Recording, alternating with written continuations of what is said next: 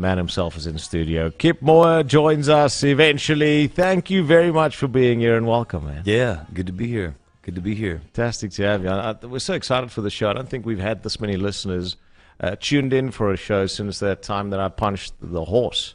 Oh, so is this like a live feed thing? Yeah. So people are on Bok Radio online, and they're watching via Bok TV. Okay. So they said that there's a lot of people tuned in because it's lagging a bit. So I'm sure there's quite a lot of people, and mostly women probably tuned in to see Kip live. I think so. We're a bit nervous as well because we don't get the opportunity to speak English all that often on the show. Oh, come on. So there's like an accent thing as well because we use more of a British English. Yeah, so it's a weird Afrikaans English. Yeah. So I used to work with Nicolas Cage, and he was always joking about my accent. So you can tell me later if it's bad. Okay. Or whether it's I fine. think it's amazing. Thank you very much, Kip. I think you're doing a quite impressive job right now. I'll keep it then. It's also the earliest name drop I've ever heard. And, just dropping Nicolas Cage in there. I'm sorry. know, right? The moment was a bit. Yeah. Listen, let's talk about you, Kip. You're the most talked about person in the country, I think, for the last week, except for that corrupt mayor of Tshwane. Did you expect this level of support at all when you came over? Man, I'm going to be honest with you. I didn't know what to expect. Truly. Like I tried to stay in that headspace of just going into it completely open-minded.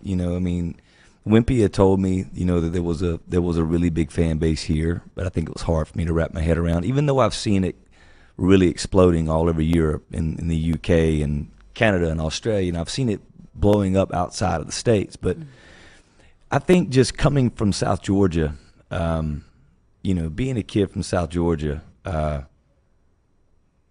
Africa just seems like another universe. It really does. Like, it's one of those things where, as much as I dreamed of touring the world, I never thought I'd be here. Yeah. I'll be honest. Like, I never thought I'd be here. Well, the support's been amazing, and I see you've been treated a bit. You've got to experience some South African things. What's been the best so far, and take us through your experience? Oh, wow. We got to do the Big Five yesterday, which was amazing. It was, that was a heck of an experience. But we hiked the mountain 2 days ago. I've done a lot of hiking in my time. That part was amazing. But I think that it's just been, for me, what is sticking with me is it's the little things. It's the way we're treated at hotels. It's the way we were treated at the venue by all the workers. Like, people were just genuinely so psyched. And man, there's been such a love all around us, where that's what I'll take with me the most, is just the way we've been embraced being here. Can you name the Big Five? Let's see. Rhino. Yeah. Lion. Yes. Elephant. Yes. Would the giraffe be one? So it doesn't make the cut, right? The giraffe doesn't make the cut. How's that? Yeah, that's a shame, actually. I would have thought it would have made the Big Five. Buffalo? But the buffalo. But I knew buffalo did. And the leopard. The leopard, that's the one I wouldn't have got. Crazy animal, though. I wouldn't have thought. And that's my favorite of all. That was the one I was like really wanting to see. Yeah. People always go for the rhino, eh? I've always been just like obsessed for some reason, like wanting to see, a leopard in the wild.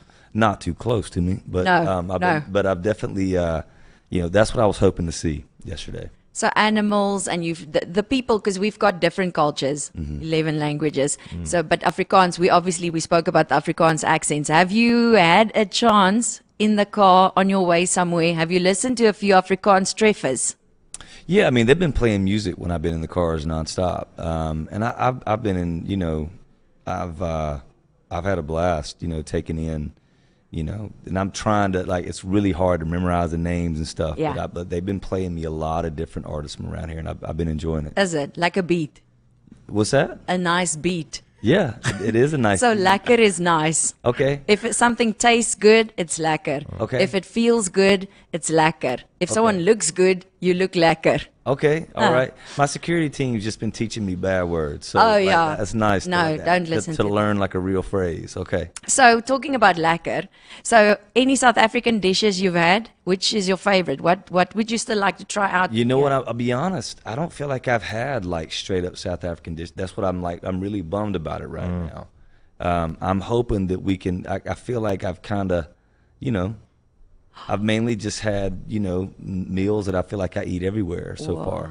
We'll have to change that. Somebody needs to get on that. Well, let's get on that. I've been hearing about like South African traditional meals, and I'm not even sure what that is right now. Okay, so we've got Where one are of they? them. Where are they? So we brought you like Look under your chairs, everybody. This is no Oprah Winfrey moment. So these things are called bacon kips, and we thought, there's a link. Oh wow! Your namesake. Okay. So it's Kips crackers. So let me tell you about these things, right? So a bacon kip is two things. So one, it's a delicious snack with questionable health benefits. Yes. But two, it's also a meal replacement for middle-aged men with a slight drinking problem. Okay. Because what we do as South Africans is we invite people over for dinner, and then we light a big fire, and then we only start cooking on that fire at 2 o'clock the next morning. So in the meantime, we just munch through those things. See, I've been hearing that, but I've yet to experience that. We'll have to sort you out, Kip, before you go back. I need. That one's for you. Okay, I'll take that with me right there. Yeah, it's your. You haven't had a braai yet. We had, and that's a barbecue, right? Yeah. Yeah. Yeah, we did it last night at the Big Five where we were camping. Okay, cool. Yeah. Okay, we'll have to make him some pap and sauce. So Yeah, like we did have a barbecue, but it was, yeah. it was, it felt like an American barbecue, So when you talk about South African food, I'm like, I'm not quite sure what that actually consists of, when you're talking about pure South African food. I'm going to bring your cook sister on Saturday. Okay. Okay. So you've traveled a lot, obviously, all over the world. Yeah. Now, we always joke about this on the show because I've never been overseas. Okay. I've only been to Zimbabwe when we did the choir tour. It's quite It's our embarrassing. idea of traveling the world, Zimbabwe. Zimbabwe on a bus. Yeah. But anyway, so we're not going to talk about that, but I want to hear from you, seeing you well traveled. Where in the world have you found the nicest people? Ooh. People you enjoy the most. Don't worry, the other countries aren't listening.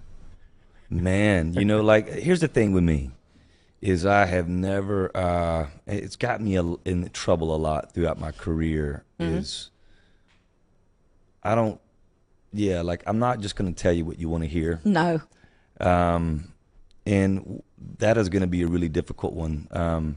I can say this, people in Montana, Okay. they're special.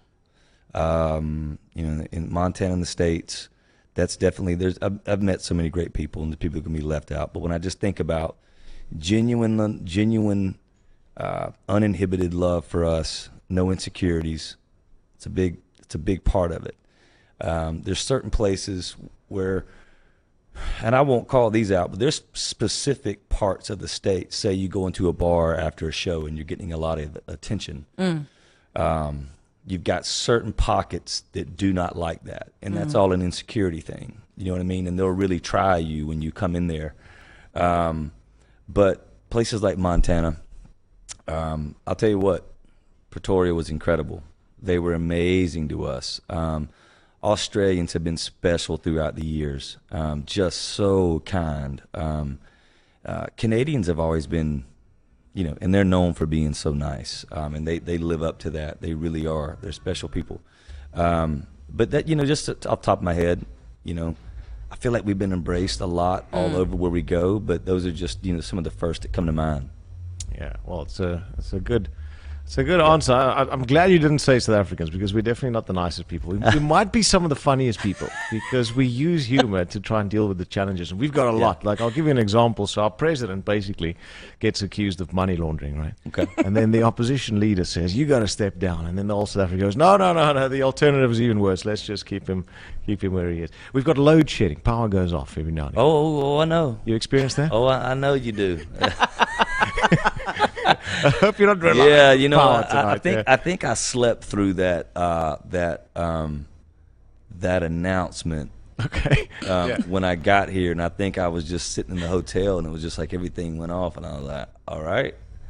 you know, and it was off for 2 hours, and then the next day it did it again. I was like, all right, hang on, what's going on around here, you know? So, yeah. It saved a lot of marriages, though, because Yeah. people actually started to talk to each other. Yeah. And they find out your husband or your wife's quite a nice person. You Yeah. only met your wife after being married for Yeah, I 15 get years. it. I get it. Once load shedding started. Are there any perceptions you had of South Africa or South Africans before you got here that got either confirmed or Yeah. proven not to be the case? Like waiting for Wimpy to stand there with a lion or something. Anything. Yeah, I mean, you know, I'm sure it's probably a lot of what the States get right now. Yeah. I'm sure that, you know, you guys think right now that the States is just unruly, you know, we're popping up on the news for all the things we are, but, you know, for the most part, if you go there, you're pretty safe. You know, and people, you know, even, you know, I feel like all the time, everywhere we've gone on this trip, you know, whether it's been New Zealand, Australia, you know, we go to Canada, you know, we always have the people go, you know, you guys were the nicest bunch of people. And we all thought that Americans were this and that. And, you know, so I think you're going to always have perceptions anywhere you go. And I think for me, it's just been, you know, I was told, don't step out of your hotel room, don't do this, don't do that, you know, and I'm sure there is some of that somewhere, but I mean, like I said, I've felt safe, you know, and I've felt nothing but love from people just embracing me everywhere I've been. Yeah, that's good. We're almost done talking about South Africa, and I want to finish off with this. If you'll entertain us a little bit and indulge us. I think Yolandie has the hardest job in the world because she reads news, right, in South Africa. Okay. We've got 11 different languages, so many different cultures. That's what I hear. Yeah. Yeah. So names pop up in the news every day that you're not used to hearing, and you try to pronounce these things, especially if you don't prepare, like my colleague here. Okay. So maybe we can try and give you like a one-sentence news bulletin with a couple of names that are relevant in the news today. We've dropped a few parliament members' names just to have you experience it. Because Wimpy taught me when I got here the first time, you can do anything with self-confidence. So if you say it very well, it might not be right. It sounds right. Okay. Okay. Are you good? Okay, I'll play a news jingle. You can So give him I'm the going to name. give it to him. And what am I doing here? You're So reading you're going to be news. the newsreader. Yeah, yeah. I'm going to read the news. Just have a look-see over there. It's not the real news. It's not the real news. Nobody's It's getting fake. It's a sued over- joke. It's not real. This is Kip Moore with your Bok Radio News. The Minister of Entertainment, Kobus Labuschagne, today said that more money will be invested in the entertainment industry.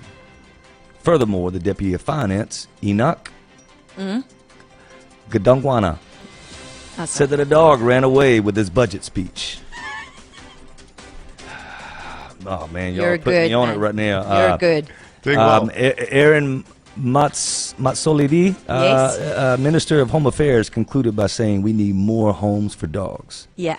Minister of Electricity, Aaron, oh gosh,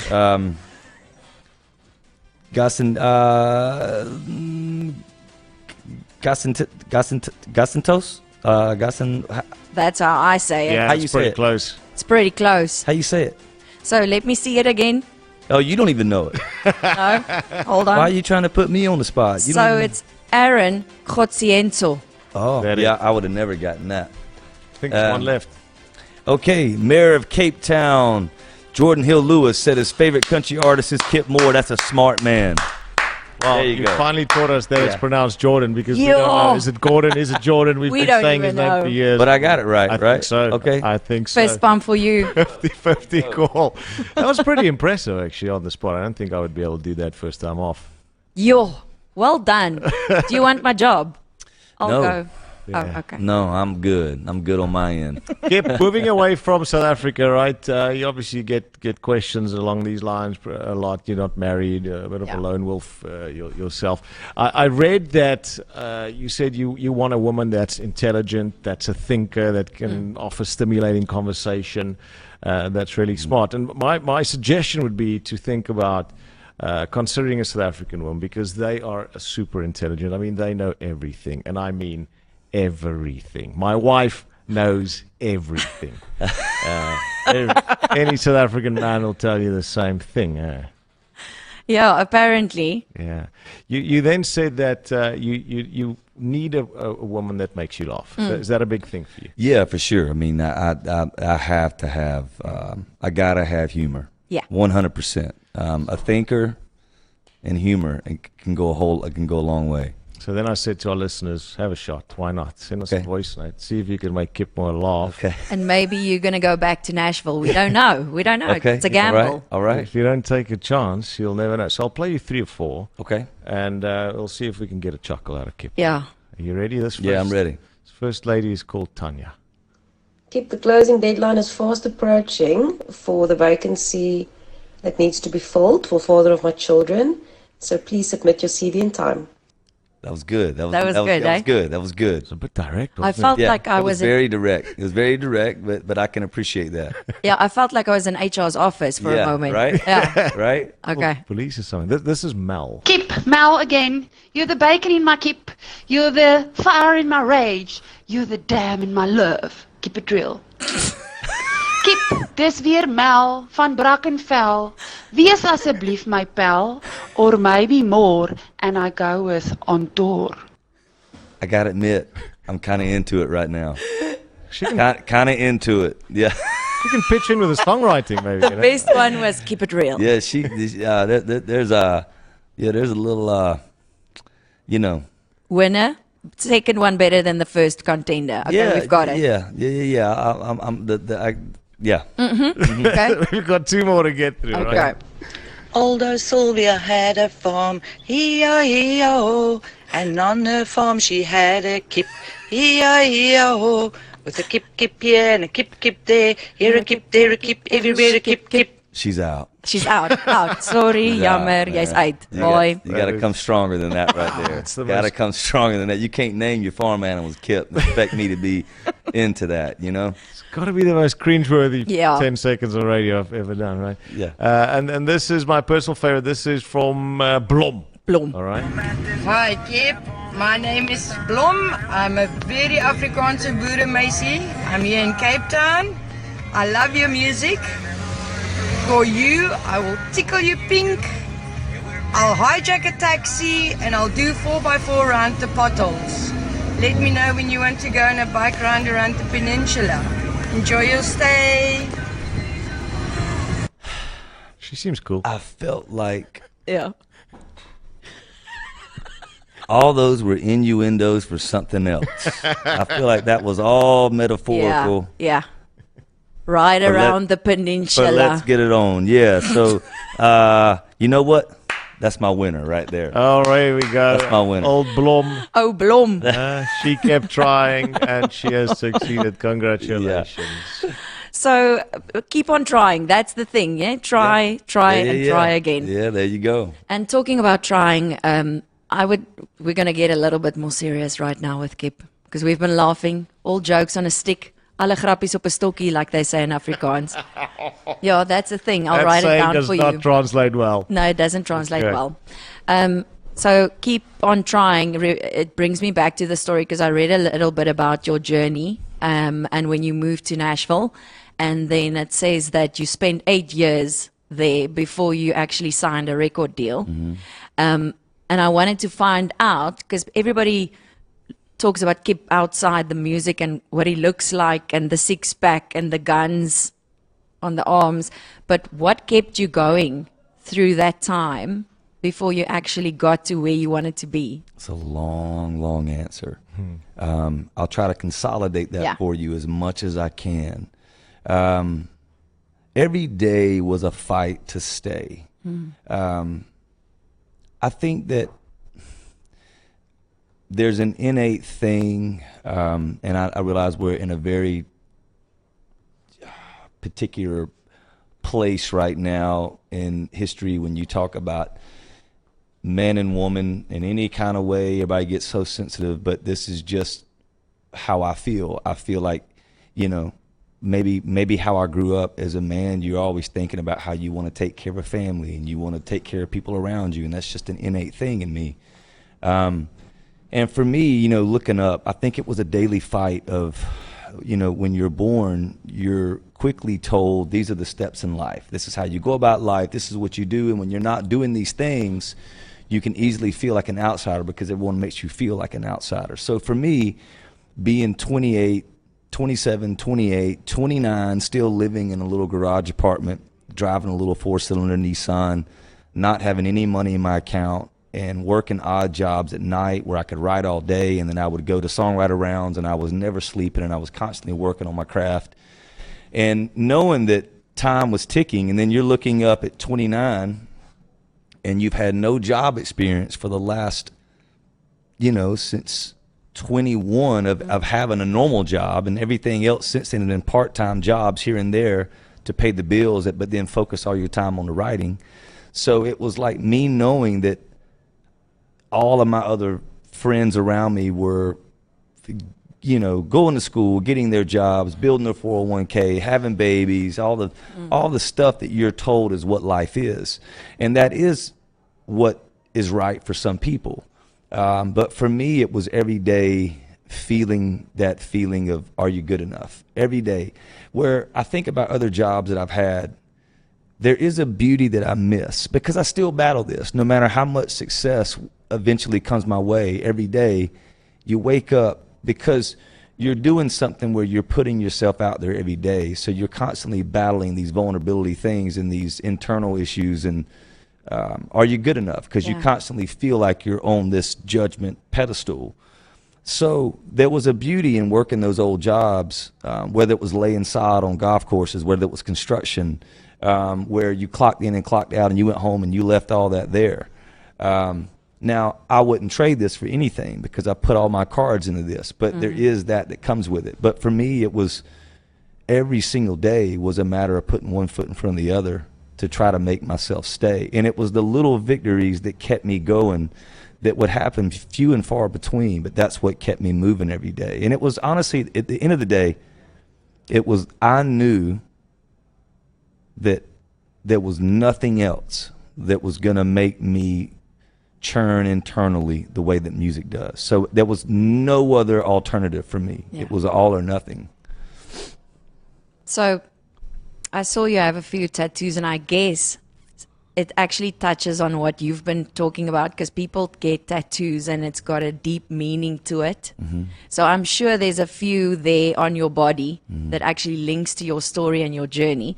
But I'm specifically interested in that one. Yeah. Would you mind telling us? Yeah, it's Psalm 40, verse 1 and 2. And it's just when I first moved to Nashville, I would say for the first 2 years, that was the hardest period. It was one of those things where, number one, you're in such a big pond, and everybody's really good. They're really good at their craft. And I think that for me, I was battling all that, trying to figure out what I was doing in this life. Have I lost my mind trying to go after this? Am I in over my head? It was all those things every single day. And then it was, working jobs that you really didn't want to, that you just didn't want to work. That's what you wanted to do. So it was working those jobs at night, writing all through the day. And then when I come home from the night job, I keep writing. And it was just, there was an electricity in that to where you knew that the beauty in it was that lightning could strike at any point. And that's what I loved about what I was trying to do, where other people had it kind of mapped out. There was no mystery in other friends of mine's jobs. You knew what you were getting every single day. Where with mine, I knew that if I kept putting the time in, that lightning could strike, and that's what kind of fed me. But yeah, I mean, it was a daily grind to make myself stay. And here we are today, right? When talent meets deep thinking, I think that's where you get human beings that are special to be around, and I think you're in that bracket. Yeah. Kip, listen, good luck with the rest of the tour. Thanks for what you've brought to South Africa and all your fans in this part of the world. It's been an absolute pleasure, and thanks for making time for us. You bet, guys. You bet. There we go. Cheers. Kip Moore, Grand West, Saterdag en Sondag. Is nog kaartjies beskikbaar. Ja, vir Sondag. So gaan kyk net op die webtuiste heroesbrackenval.net.